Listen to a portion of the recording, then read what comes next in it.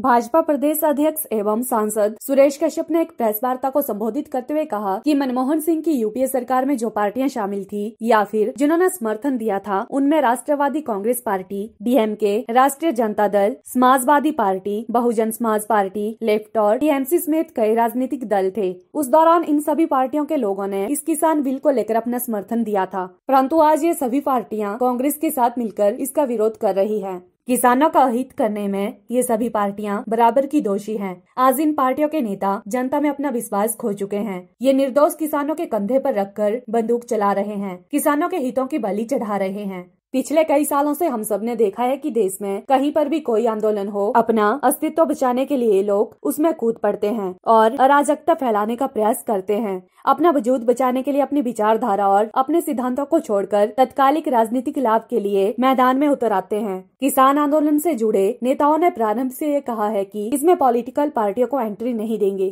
परंतु आज जो हो रहा है उससे किसान हितों को समर्पित और जीवन भर किसानों की सेवा करने वाले लोगों को भी गहरा धक्का लगा है।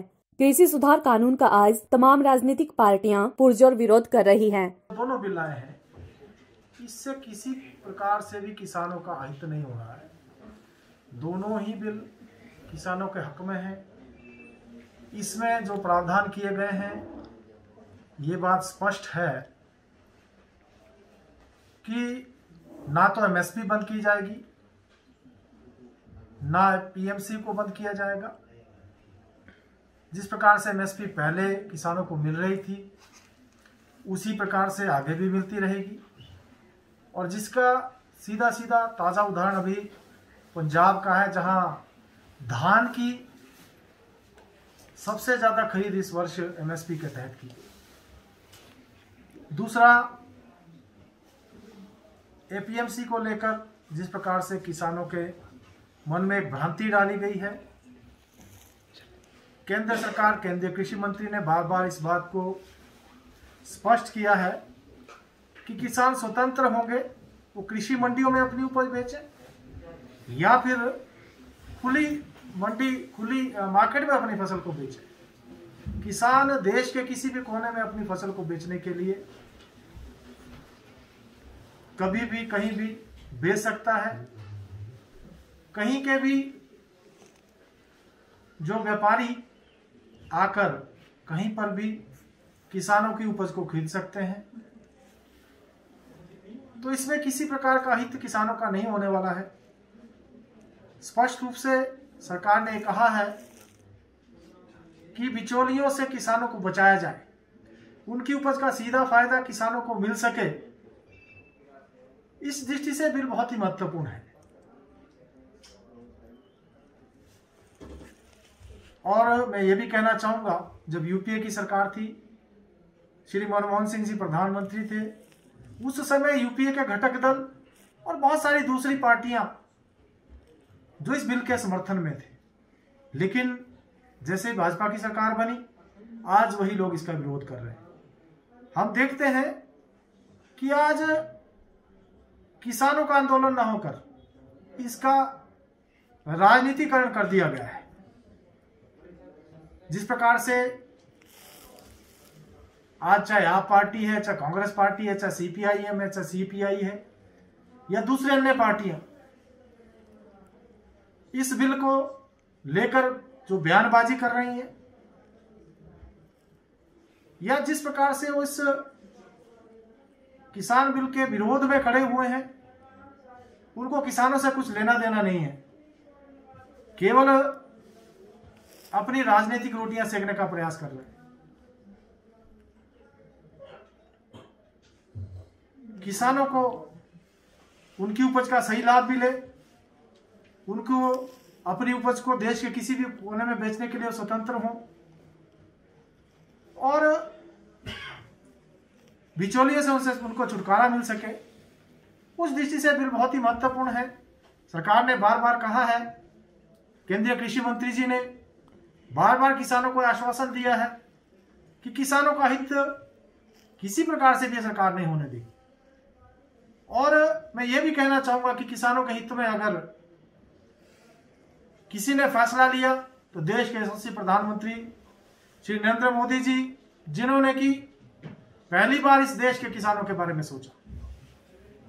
किसानों को किसान सम्मान निधि 6,000 रुपये प्रति वर्ष उनके खातों में दे, और उससे देश भर के किसानों को इस बात की स्वतंत्रता मिली कि अपने सुविधा अनुसार खाद, बीज और दवाइयां इस पैसे से खरीद सके।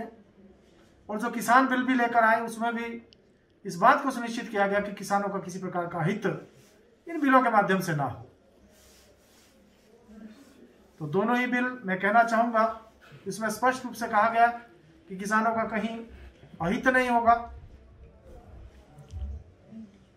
कुछ लोग कहते हैं कि किसानों की जमीन चली जाएगी, बड़े बड़े जो घराने हैं वो किसानों की भूमि को छीन लेंगे, उसके मालिक बन जाएंगे। लेकिन किसान बिल में स्पष्ट रूप से कहा गया है कि किसान की जमीन को लेकर किसी प्रकार का अनुबंध नहीं होगा, केवल जो उपज है, जो फसल है, उसी का अनुबंध होगा। किसान की भूमि ना तो लीज पर जाएगी, ना बंधक बनेगी, और ना किसी प्रकार से उनकी भूमि को कोई हथिया पाएगा।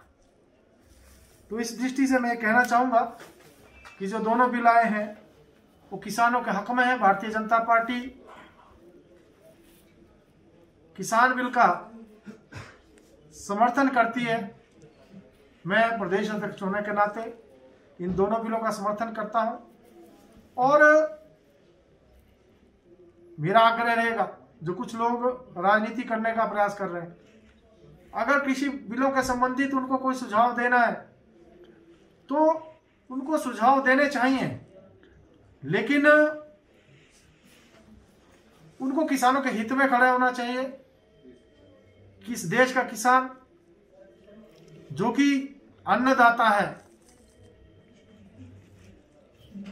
उनका हर प्रकार से लाभ हो, उनको उनकी फसल का उचित मूल्य मिले और सही दाम पर उनकी उपज बिके। क्योंकि इससे पहले किसान जितनी मेहनत करता था उतना उसको लाभ नहीं मिलता था। तो इस दृष्टि से दोनों ही दोनों ही बिल किसानों के हक में हैं, और किसानों को इसका फायदा मिलेगा। देश भर के किसानों को इसका फायदा मिलेगा, और किसानों की आर्थिकी में आने वाले समय में सुधार होगा, ऐसा मुझे विश्वास है। सर, आप कह रहे हैं कि ये दोनों ही बिल जो है किसानों के हक में है। यदि हक में है तो किसान आंदोलन क्यों कर रहा है, और सरकार किसानों को क्यों नहीं समझा पा रही है? देखिए, जैसा मैंने पहले भी कहा कि किसानों को भ्रमित करने का प्रयास कुछ लोग कर रहे हैं। किसानों को यह चिंता है कि एमएसपी बंद कर दी जाएगी, लेकिन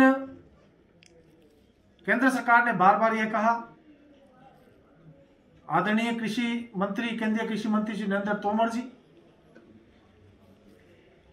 उन्होंने एक बार नहीं बार बार इस बात को किसानों को समझाया है कि एमएसपी के ऊपर खरीद जैसे पहले हो रही थी उसी प्रकार से होती रहेगी, एमएसपी को बंद नहीं किया जाएगा। और दूसरी बात यह भी उन्होंने कही कि हम सरकार जो परचेज करेगी वो केवल कृषि मंडियों से करेगी। तो दोनों ही बातें स्पष्ट है, एक तो एपीएमसी को लेकर और एक एमएसपी को लेकर किसानों को भ्रमित करने का प्रयास किया जा रहा है। लेकिन केंद्र सरकार ने स्पष्ट किया है कि ना तो एमएसपी हम बंद करेंगे, अब हमने देखा भी है, अभी चाहे वो धान की जो फसल थी उसको जो है एमएसपी के ऊपर खरीदा गया, जो मैं पंजाब का उदाहरण आपको दे रहा हूँ। और देश के बहुत से राज्य है, चाहे उसमें राजस्थान के किसान है, मध्य प्रदेश के किसान है और अन्य बहुत सारे राज्यों के किसान है, जिन्होंने इस बिल का समर्थन करते हुए बात कही है कि इन बिलों के आने के बाद उनको इसका फायदा हुआ है और वो अपनी फसल, अपनी उपज को कहीं पर भी बेचने के लिए स्वतंत्र है। PLTV के लिए शिमला से पुष्पेंद्र की रिपोर्ट।